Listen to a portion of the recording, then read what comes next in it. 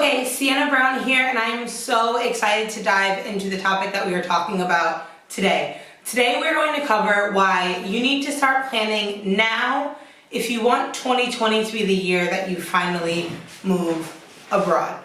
Okay, so over the years, one of the biggest things that I've seen is that there are normally two types of people who move abroad, right? So in one group, you have people who say, okay, I want to do it. They go out on a whim. They decide to make the move, and then they get there. Maybe they're happy, maybe they're not.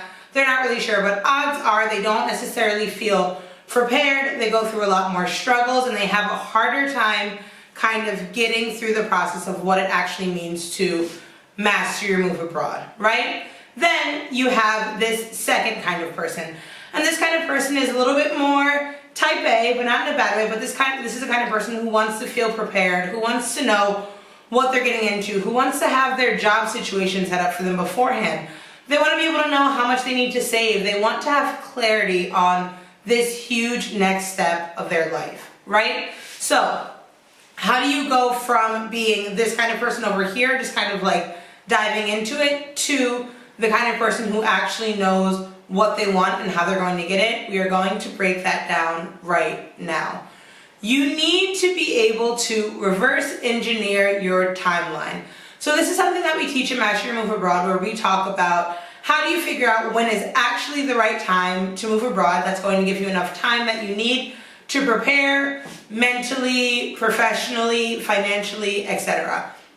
And that goes through breaking down what we call the 5 W's of moving abroad. So it's who, what, when, where, why, but in a different way than what you're probably used to. So the first thing that you do is you start off with the why. You figure out why you want to move abroad.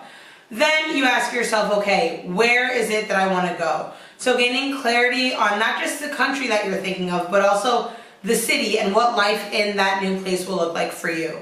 Then thinking about the when, which is when you say, okay, what is it that I'm going to need? Thinking about work, thinking about finances, thinking about visas, thinking about giving yourself enough time to find an apartment, all of that. You reverse engineer that by building a takeoff timeline.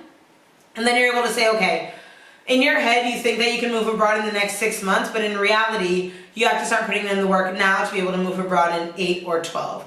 That's something that we go over a lot in Master Your Move Abroad, specifically when thinking about the takeoff timeline. Yeah? So the next thing is who you want to be working for. So when you're thinking about who you want to be working for, this is how are you positioning yourself for the job opportunities that you want and need. The what can you bring to the table for those job opportunities? So how do you actually get your foot in the door and get hired with a job that you love? And then lastly is the little extra one is the how.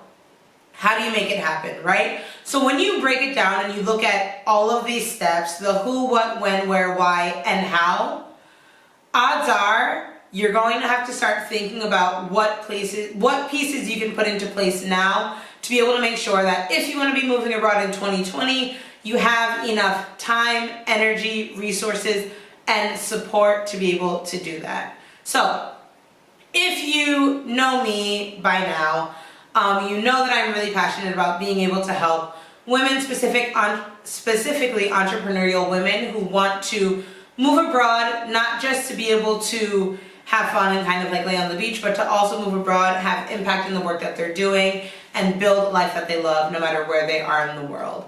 So hopefully this video was somewhat useful. I want you to either hop in the comments, send me an email, whatever that looks like, but let me know which part was the most useful for you, and when do you think, in how many months or how many years do you think that you realistically are going to be able to move abroad? Okay, thank you, and I'll see you guys next time.